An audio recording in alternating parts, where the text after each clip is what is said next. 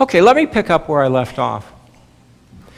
If you read Matthew 21, this comes at the very end of Jesus' ministry, and so we know that it is Passion Week. We know that it is the time in between Palm Sunday and the crucifixion, eventual resurrections. We know that it's Passover and that Jerusalem is crazy with people, and we know that this Jesus has been stirring folks up with his message in their hearts and in their minds. He comes into Jerusalem, and what happens on Palm Sunday? The crowds go crazy, it says. The whole city erupts and gives him cheers and shouts, Hosanna to the King. And where does Jesus go? Where does Jesus go immediately after that? Jesus goes to the temple. And the temple is not only at the center of Jerusalem, it's the center of Judaism. It's the center of cultic practice. It's not like you can go worship in Nazareth or go worship in Sepphoris. You have to go to offer a sacrifice in Jerusalem. And he goes in there not in a friendly, welcoming way. He's been there before. He's not going there to make a sacrifice. He's going there to flip over the tables of the money changers. Now, the money changers are not the Jewish Women's League's quilting, let's raise some money, bake sale deal. This is religious economy at its most efficient. You see, to make a sacrifice in the temple, you had to exchange your money. That's where the money changers come from. Your money, your secular money, was not good. You had to get temple currency. And so you went to them to exchange your money. Now, we all know what happens when you exchange money, right? What happens? What's the dollar? Well, it's worth more against the euro than it was a month or so ago, but you always lose, right? You're always paying. There's a middle person that's going to take a cut of that. And then, to add insult to injury, when you exchange your money and you get the temple money, then you have to buy. You can't bring your own pigeon. You can't bring your own sheep. That's not good enough. You have to buy it from the temple. You know, they estimate that 90%, 80 to 90% of all the sheep in Israel in the fields were owned by the temple. And the shepherds were really just hirelings taking care of temple sheep. Because when you sacrifice 3,000 animals a day in the temple, that's quite an economy. So as Jesus comes into the temple and he flips that over, he's upsetting. This is the 9/11 of Jerusalem in that day. He is attacking not only the economic system that drives the whole religious practice, he is attacking the society and the culture itself. He's gone to the very heart of everything and flipped it all over. This follows after that. You can only imagine how upset and how tense. It was already tense in Jerusalem, and now it's gotten worse because Jesus has done this. You know, the text says they immediately tried to find ways in which to kill him. So they enter into this dialogue. They try to capture him. Let's get one more thing on him. And they ask him about John the Baptist. Well, John the Baptist was a rabble-rouser. So if you're associated with John the Baptist, you're a rabble-rouser. The Romans won't like you. But if you give John the Baptist too much religious authority, then the Pharisees. So there's this debate that takes place. And it goes nowhere because Jesus doesn't get sucked up into it. But I think what happens if you look at it, they're really talking about positions of power and place and understanding of religion and knowledge itself. Knowledge is what? Knowledge is power, is it not? If you know things, you have power over people. I mean, knowledge is a phenomenal thing if you use it right. But if you use it wrong, you can control entire countries and civilizations. We've seen that in history. And so they're talking about this, what do you know and how do you use it? And I think what Jesus is implying is they have used their knowledge inappropriately. They have used the knowledge of the religion that God gave them to become self-serving rather than to help it serve others, that it's become profitable to them. You know, at that time, if you were a priest, this is a job you all want. If you were a priest in Jerusalem, you worked one day a year. got paid for the whole year, but you worked 1 day a year. That's a pretty profitable system. And Jesus is saying, you have this knowledge of the law and of Scripture and of God that is supposed to serve people, and you're misusing it. And then when he comes in to challenge it, or when he comes in with outside of opinions, they are not open for variations, alterations, or different interpretations. Why would they be? It works for them. It doesn't matter that it doesn't work for the rest of the world. It doesn't matter that it doesn't work for most of society. It works for that in-group of people. You know? It's like, if I can take a little sidebar, I think that's what happens, it happens to the best of us. I think it happens in all kinds of institutions and places. I think we see it in Congress. When you don't have term limitations, after a while, even people with the best of intentions begin to get sucked up into serving just their constituency because it's about getting reelected rather than serving the people. And I'm not faulting anybody, I just think that's what happens. It's human nature. We begin to preserve the institution or preserve our power, and we use all the knowledge we have to accomplish that, rather than using all the knowledge we have or could have, or listening to voices that have different knowledge and insights for the betterment of all. You can even see it, and it becomes most dangerous in churches, because, not churches, but religion, because, religious wars are the worst, because if you know God is on your side, notice that word know, I know God's on my side, then I can pretty much do anything I want to anybody else. And it troubles me a great deal. We watch what's going on in the Middle East right now with Islam.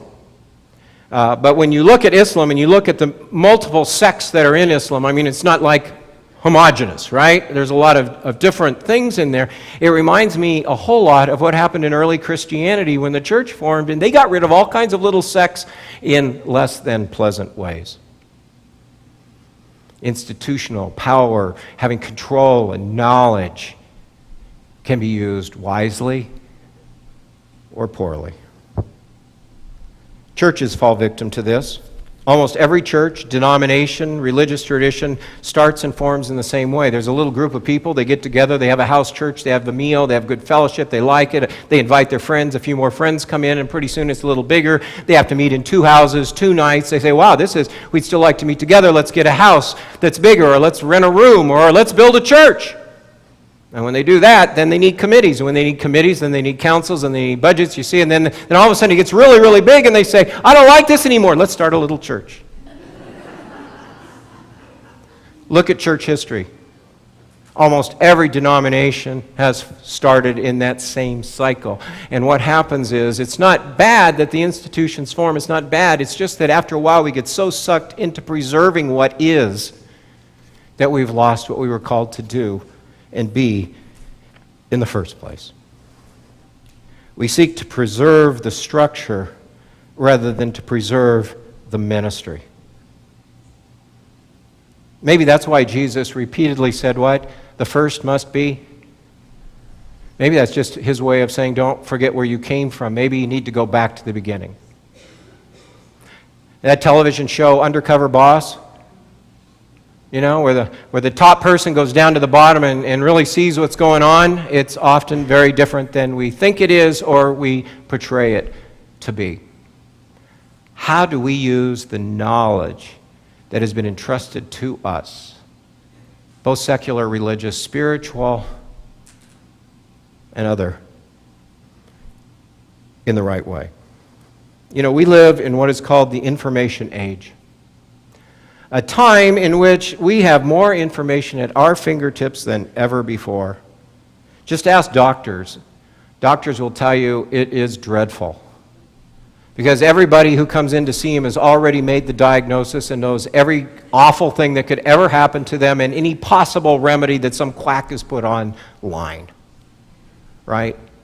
Information can be good, it can be bad. You see, we have information these days, but that doesn't mean we're smarter. Because there is a difference between information and insights, knowledge and wisdom, religious theater, and faith-infused living. There's a difference, you know. We can put on a good show, but it really doesn't matter in this church if we have a good show, if we don't have a good showing out there. You see, Christ gives us the gospel, this wisdom, not that we can control people but liberate them, not that the church or anyone else can use them but put people to good use, not that we would have power over but power with. My whole life, I've known Christians who could quote the Bible inside and out, and then when they came to church on Sunday morning and a new person was sitting in their seat, they asked them to move. That's my seat. What didn't you get all those years?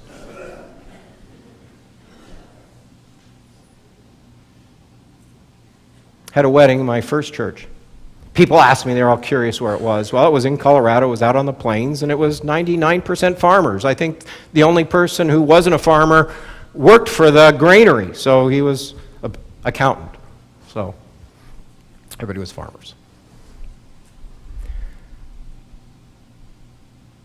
Community church, just like this. There was a small Baptist church, always a Baptist church, and a small Catholic church, but we were the predominant church in the county. So we had all kinds of different folks, different persuasions. Really taught me what church should be like. Really did. 500 people in the population and 401 belonged to my church. We owned that town, right? There you go.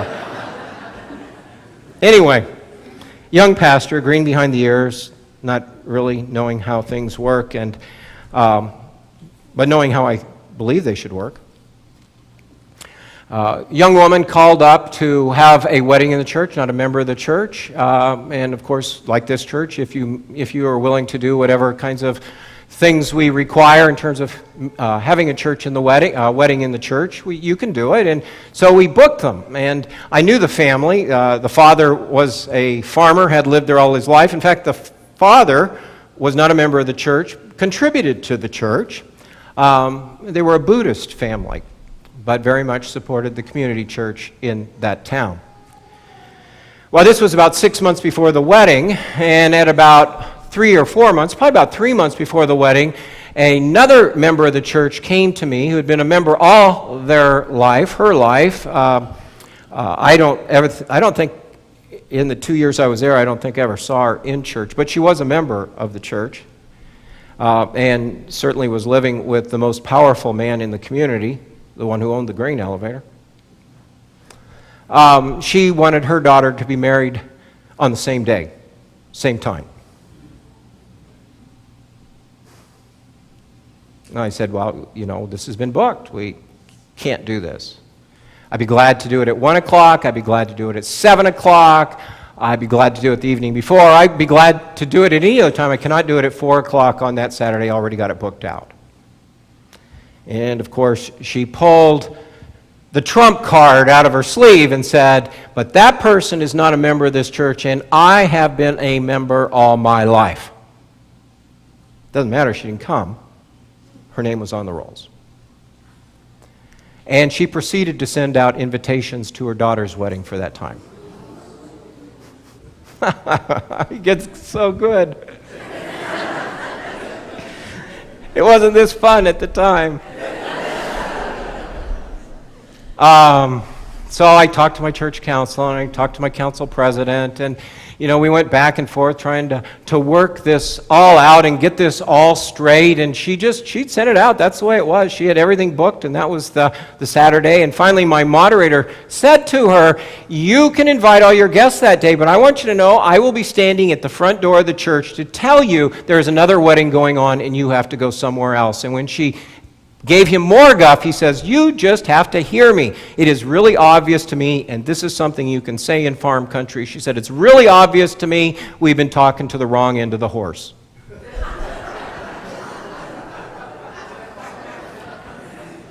You can't make that stuff up. Well, we helped her do the wedding. She finally had to back down, but you see the hypocrisy of it? The church is called to serve, and even in the midst of trying to work things out where people think, well, I know something, I have some insight, I have some power that's given to me that these other people don't have. What a shock for Jesus to have this debate with the Pharisees. And how does he end it? This is shocking. He says, I want to tell you, you guys have stooped to a point that thieves and prostitutes are going to get into the kingdom before you do. That they have more sense of honor and decency than you do. Wow. Wow. So that's what we have to watch out for. Now, I feel an obligation to say 2 words about the 2 sons. And this is where I'll leave you. You got the parable, the vineyard, right? Vineyard's always a symbol of God's people. The hedge is always a symbol of the law. Father says to the first son, go to the vineyard, I need you to do something important. You're the only person I can trust to do this. And he grumbles and says, I don't want to go. So he goes to the good son. There's always a good son, right? There's always a goody two-shoes in the family. My brother was a goody two-shoes. He used to tattle on me. And then he would say, well, if they found out later, the punishment would just be worse.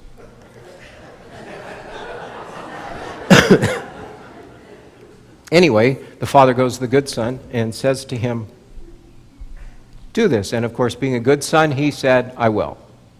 And didn't. Got sidetracked along the way.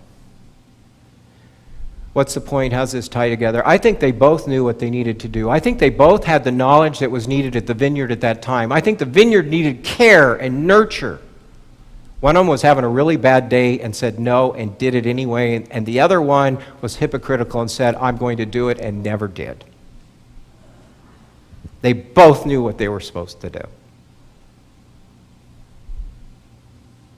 Which one followed through? And that's the question we're left for. You have the knowledge. You have the insight. It's not just information, it's things to apply in your life that make a difference.